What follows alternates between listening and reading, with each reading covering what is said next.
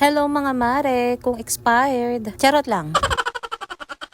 Ngayong araw nga na to ay dumating nga yung mga bulto ko mga mare. Thank you Lord sa lahat po ng blessing na nabigay niyo sa akin. More sale at syempre Lord sana po more bales to come. At di ko nga rin to makukuha kung wala rin po akong sipag at tiyaga. Dahil alam naman natin ang pagninegosyo mga mare ay napakahirap talaga. Wala naman pong negosyo na madali lang. Lalong-lalo nga mga mare itong pag-uukay. Dahil sa nakakaalam, pagod, init, at saka puyat yung kalaban namin dito. Dahil pagod, puyat sa pagla-live at init sa pagdi-deliver mga mare. Kaya nga po, salute ako at proud sa lahat ng katulad ko na nagnenegosyo. Dito nga, inaayos ko nga yung mga bulto dahil gusto ko nga mga mare ay maayos sila at nakahilera sa isang lugar. Pangit kasi tingnan pag watak-watak sila kaya ginawan ko lamang ito ng paraan. Ay taray, may pakembot-kembot ka pang nalalaman dyan, bilisan mo na.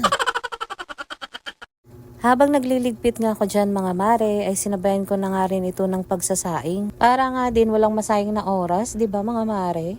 Alam nyo na pag tayong mga ina, hanggat kaya nating pagsabay-sabayin yung gawain natin ay ginagawa natin. After ko nga magsaing, mag-ayos ng bulto, ito na naman yung tiklupin mga mare.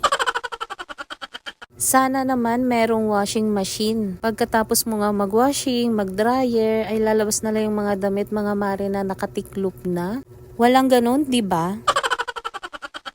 Baka naman sa mga company ng mga washing machine dyan, makapag-imbento kayo.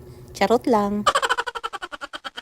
So, dito na lang mga mare. Thank you sa panonood.